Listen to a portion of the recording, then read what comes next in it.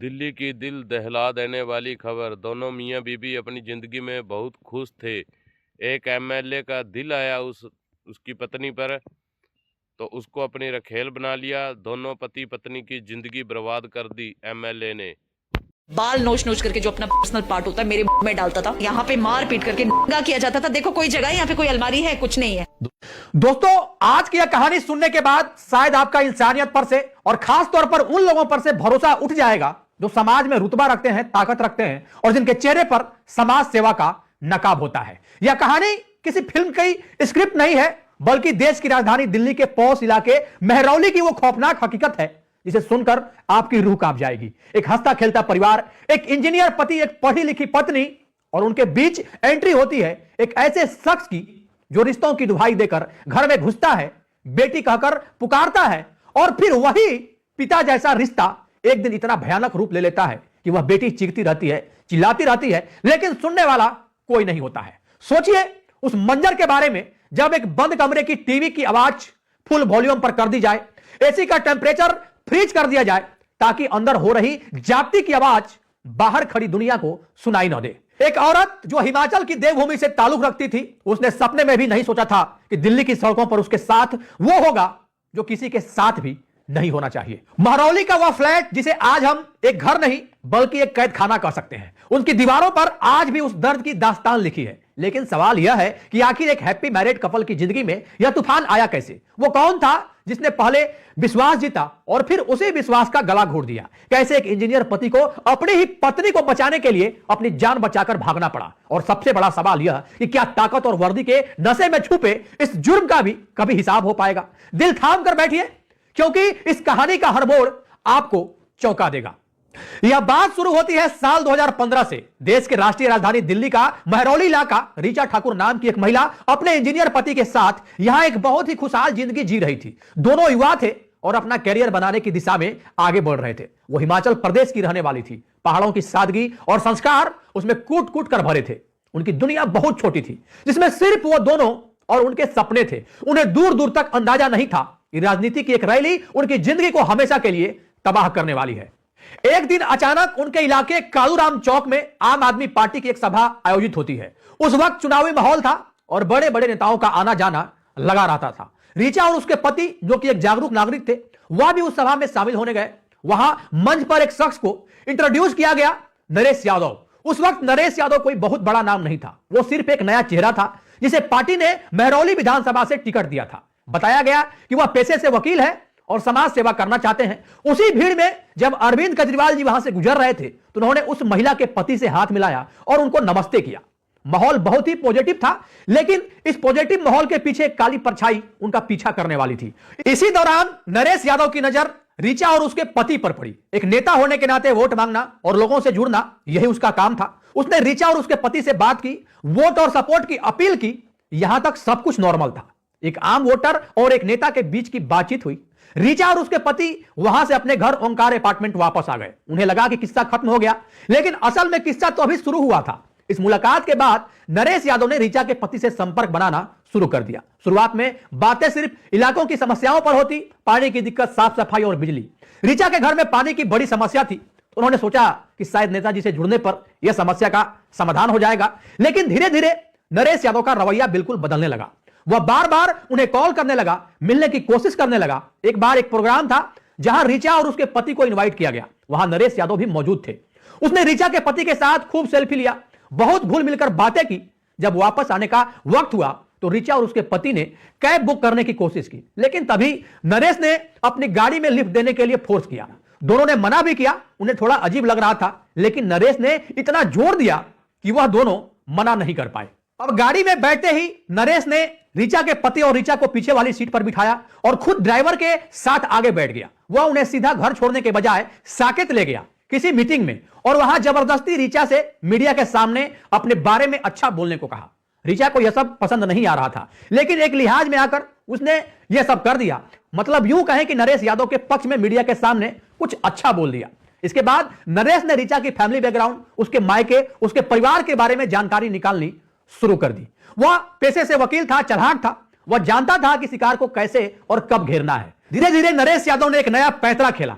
उसने ऋचा ठाकुर को बेटी और उसके पति को भाई और बेटा कहना शुरू कर दिया। सोचिए दोस्तों, एक अनजान शहर में जब कोई बड़ा आदमी, एक नेता आपको बेटी कहे, सर पर हाथ रखे, तो एक भरोसा पैदा हो जाता है। ऋचा को भी वही लगा। ऋचा को लगा कि शायद यह वाकई एक अच्छे इंसान है जो उन्हें अपनी बेटी मानते हैं। नरेश अक्सर वीडियो कॉल करता, कभी रोता, कभी इमोशनल ब्लैकमेल करता और कहता कि मेरी टिकट कट रही है, मेरी मदद करो, मेरे लिए कैंपेन करो। हालांकि ऋचा के पति ने साफ मना कर दिया था कि वह दोनों अपने कैरियर पर फोकस कर रहे हैं और राजनीति में ये दोनों अभी नहीं आना चाहते। लेकिन नरेश ने हार नहीं मानी, वो रिश्तों की दुहाई देता रहा। वक्त गुजरा, 2020 का चुनाव आया और नरेश यादव चुनाव जीत गया। जीतने के बाद उसने ऋचा को अपनी विक्ट्री सेरेमनी में बुलाया, वहां भी बेटी वाला रिश्ता दिखाया। ऋचा वहां गई, उससे मिली, सब कुछ नॉर्मल लगा, लेकिन यह बेटी शब्द सिर्फ एक छलावा था, एक शिकार को फंसाने का तरीका था। असल मकसद तो कुछ और ही था जो नरेश यादव के दिमाग में लगातार चल रहा था।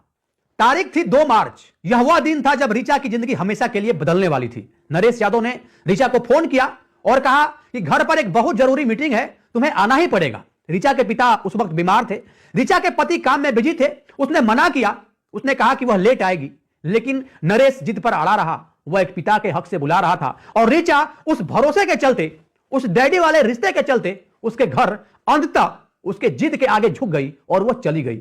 जब वो वहां पहुंची, शाम का वक्त था। नरेश यादव के घर पर उस वक्त अजीब सा सन्नाटा था। वहां पहुंचते ही नरेश ने अपने नौकर को पानी लाने को कहा और फिर किसी बहाने उसे घर से बाहर भेज दिया, उसे छुट्टी दे दी। कुछ ही देर में नरेश का भाई नवीन यादव ऊपर वाले फ्लोर पर आया। सिर्फ आधे मिनट के लिए वो वहां पर रुका और नरेश ने उसे कहा, सब शादी में गए हैं, तू भी निकल, मैं मीटिंग करके आता हूं। भाई चला गया। अब उस बड़े से घर में उस फ्लोर पर सिर्फ 2 लोग थे, ऋचा ठाकुर और नरेश यादव। ऋचा को बिल्कुल अंदाजा नहीं था कि अब आगे क्या होने वाला है। उसने नरेश से वॉशरूम यूज करने की अनुमति मांगी क्योंकि उसे नहीं पता था कि वॉशरूम कहां है। नरेश ने वॉशरूम का रास्ता दिखाया। जैसे ही ऋचा वॉशरूम के अंदर गई, नरेश ने बाहर से पूरे फ्लोर को लॉक कर दिया। दरवाजे, खिड़कियां सब बंद हो गए। घर अब एक किले में पूरी तरीके से तब्दील हो चुका था। जब ऋचा वॉशरूम से बाहर निकली, उसके सामने वो डैडी नहीं खड़ा था जिसे वह जानती थी, वह पापा नहीं खड़ा था जिसे पापा के हक से वो उसके पास गई थी, बल्कि उसके सामने एक ऐसा शख्स खड़ा था जिसकी आंखों में वह सम्मान नहीं था जो एक पिता की आंखों में होता है। उसकी नीयत पूरी तरीके से बदल चुकी थी। नरेश ने अचानक ऋचा को जोर से पकड़ लिया। ऋचा सुन्न पड़ गई, उसका दिमाग काम करना अब पूरी तरीके से बंद कर दिया। वह इंसान जो उसे बेटी कहता था, आज उसे इतनी बुरी तरीके से जकड़ रखा था। नरेश ने कहा, जब से मैंने तुम्हें देखा है मैं पागल हो गया हूं। सोचिए उस औरत की मानसिक स्थिति इस दौर से गुजर रही होगी। एक पल पहले जो इंसान पिता था, अब वह उसकी मर्यादा भंग करने पर पूरी तरीके से उतारू था। ऋचा ने विरोध किया, चीखी चिल्लाई, लेकिन नरेश ने पहले से ही इसका भी इंतजाम कर रखा था। उसने घर की टीवी फुल वॉल्यूम पर चला दिया, एसी को फुल कर दिया ताकि वो शोर बाहर न जाए। बाहर उसके गुंडे, उसके लोग गाड़ियों में बैठे थे, निगरानी कर रहे थे। अंदर ऋचा अकेली लड़ रही थी। नरेश ने उसे जबरदस्ती बेड की तरफ खींचा।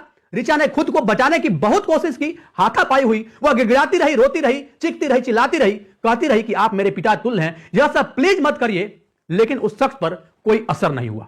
उस रात नरेश यादव ने सारी हदें पार कर दी। उस रात उस बंद कमरे में ऋचा की अस्मिता तार तार हो गई। उसने ऋचा के विश्वास को पूरी तरीके से कुचल दिया और इस घिनौने काम के बाद उसने ऋचा को धमकी दी, अगर मुंह खोला तो तेरी वीडियो वायरल कर दूंगा, तेरे पति को मार दूंगा। लेकिन कहानी यहां खत्म नहीं होती दोस्त, यह तो बस एक शुरुआत थी उस नर्क की जो ऋचा को आगे झेलना था। 2 मार्च से लेकर 11 मार्च तक यह सिलसिला लगातार ऐसे ही चलता रहा।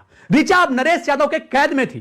वो उसे अलग अलग जगह ले जाता, कभी अपने रिसोर्ट में, कभी किसी होटल में, किसी सुनसान जगह पर, और उसे वहां ले जाने के बाद उसे ब्लैकमेल करता। ऋचा के पति को जब पता चला कि उसकी पत्नी गायब है या मुसीबत में है तो वह परेशान हो गए। ऋचा ने किसी तरह, किसी तरकीब से चुपके से अपने पति को 10 मार्च को कॉल किया और कॉल पर उसने सारा कुछ सच सच अपने पति से बता दिया। उसने अपने पति से बताया कि कैसे उसके डैडी समान उस शख्स ने ही उसके साथ घिनौना काम किया, कैसे उसे किडनैप करके अभी तक रखा है और वह किस गाड़ी में है। एक हरियाणा नंबर की स्कॉर्पियो का भी उसने जिक्र किया। ऋचा के पति ने जब यह सुना तो उनके पैरों तले जमीन खिसक गई। वो अपनी पत्नी को बचाने के लिए भागे, लेकिन नरेश यादव की ताकत के आगे वह पूरी तरीके से अकेले पड़ गए। नरेश को जब पता चला कि ऋचा ने अपने पति को सब बता दिया है तो उसका गुस्सा और भी ज्यादा बढ़ गया। उसने अब एक नई चाल चली। केस से बचने के लिए, ऋचा को हमेशा के लिए चुप कराने के लिए उसने ऋचा के साथ ही जबरदस्ती शादी करने का नाटक किया। हां दोस्तों, आपने सही सुना। एक गुनहगार अपने शिकार के साथ उसकी मांग में सिंदूर भरकर उसे अपना प्रॉपर्टी घोषित कर दिया। नरेश का कहना था कि जहां मेरी नजर पड़ती है ना, वो चीज पूरी तरीके से मेरी हो जाती है। अब तुम प्रॉपर्टी हो। उसने ऋचा को मजबूर किया वो अपने पति को तलाक दे। ऋचा पर इतना दबाव डाला गया, इतना टॉर्चर किया गया कि वह पूरी तरीके से टूट गई।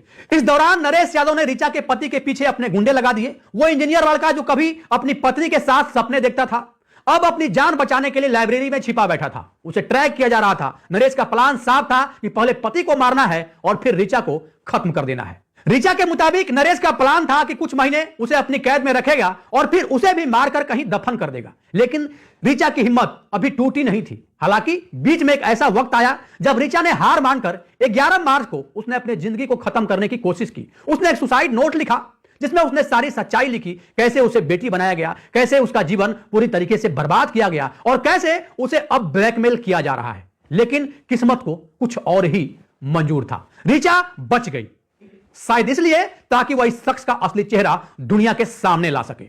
महरौली का वो फ्लैट अब ऋचा के लिए एक टॉर्चर चेंबर बन चुका था। वहां कोई अलमारी नहीं थी।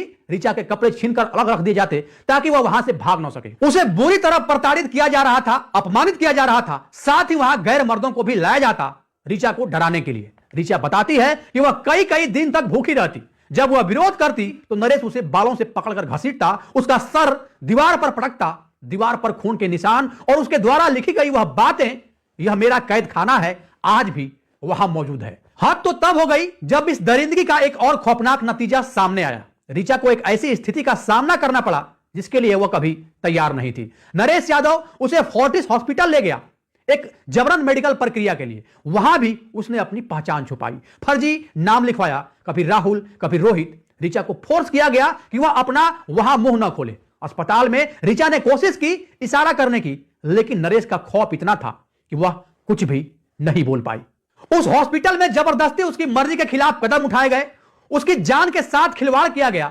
ऋचा बताती है कि 2022 में भी उसका मर्डर का प्लान किया गया। उसे यूपी ले जाया गया, वहां उसे बुरी तरह पिटवाया गया, लेकिन वह हर बार मौत के मुंह से वापस आ जाती। उसने तय कर लिया था कि वह अब चुप नहीं रहेगी। उसने पुलिस में कंप्लेन की, लेकिन आरोप है कि राजनीतिक दबाव के चलते उसकी शिकायत को हमेशा के लिए दबा दिया गया। ऋचा ने वह दीवारें दिखाई जहां उसने मार्कर से लिखा था अपने साथ हुई हर घटना, हर तारीख। वो दीवारें गवाह है उस दर्द की। एक जगह लिखा है गुड बाय। यह तब लिखा था जब वो सुसाइड करने वाली थी। उस फ्लैट के हर कोने में ऋचा की चीखें दफन है। नरेश यादव की डायरी मिली जिसमें उसने अपना टाइम मैनेजमेंट और योगा का शेड्यूल लिखा था। अब सवाल यह है कि क्या उस इंसान के पास इतना वक्त था कि वह एक औरत की जिंदगी बर्बाद कर सके? ऋचा के पति आज भी ट्रामा में हैं। 3 साल तक वो बिस्तर पर पड़ी रहे, मानसिक संतुलन बिगड़ गया। एक हंसती खेलती जिंदगी कैसे बर्बाद होती है, यह उसका जीता जागता सबूत है। ऋचा आज सड़क पर उतर आई है। वह अकेले लड़ रही है, उसका परिवार पूरी तरीके से बिखर चुका है, लेकिन उसका हौसला वही है। वो कहती है, मैं हिमाचल की बेटी हूं, मैं देवभूमि की लड़की हूं, मैं दबूंगी नहीं। उसने प्रधानमंत्री से लेकर हर बड़े नेता तक अपनी आवाज पहुंचाने की कोशिश की। उसका कहना है कि ऐसे इंसान को जो औरतों की इज्जत के साथ खिलवाड़ करता हो, उसे कड़ी से कड़ी सजा मिलनी चाहिए। वह चाहती है कि समाज इस सच्चाई को जाने। कैसे बेटी बचाओ बेटी पढ़ाओ का नारा देने वाले इस समाज में ही कुछ भेड़िए छुपे बैठे हैं जो बेटियों को ही अपना शिकार बनाते हैं। दोस्तों, यह कहानी सिर्फ ऋचा ठाकुर की नहीं, यह कहानी हर उस औरत की है जो किसी पर अंधा विश्वास करती है और बदले में उसे धोखा मिलता है। नरेश यादव जैसे लोग जो पावर और पैसों के नशे में चूर होकर किसी की जिंदगी के साथ खेल बैठते हैं, उसके जिंदगी को खिलौना समझ बैठते हैं, उनका असली चेहरा सामने आना बहुत जरूरी है। ऋचा के जिस्म पर लगे वह घाव शायद भर जाएं, लेकिन उनकी आत्मा पर जो घाव लगे हैं वह कभी नहीं भरेंगे। पुलिस की जांच जारी है, कोर्ट में मामला है, लेकिन सवाल वही, क्या इंसाफ मिलेगा? क्या वो इंजीनियर पति वापस अपनी नॉर्मल जिंदगी जी पाएगा? क्या अब वह उस डरावने सपने से बाहर आ पाएगी? ऋचा का कहना है कि अगर उसे इंसाफ नहीं मिला तो वह लड़ती रहेगी अपनी आखिरी सांस तक। बेटी और बहन जैसे शब्द जब किसी गैर के मुंह से निकले तो सतर्क हो जाइए। आज ऋचा मीडिया में आकर अपनी कहानी सुना रही है, लेकिन न जाने कितनी ऐसी ऋचा आएंगी जो शर्म और डर के मारे कभी अपना मुंह नहीं खोल पाएंगी। अगर आपको लगता है कि ऋचा को इंसाफ मिलना चाहिए तो इस आवाज को दबने मत दीजिए। जुर्म करने वाला जितना गुनहगार है, जुर्म को सहने वाला, उसे देखकर चुप रहने वाला समाज भी उतना ही ज्यादा जिम्मेदार है।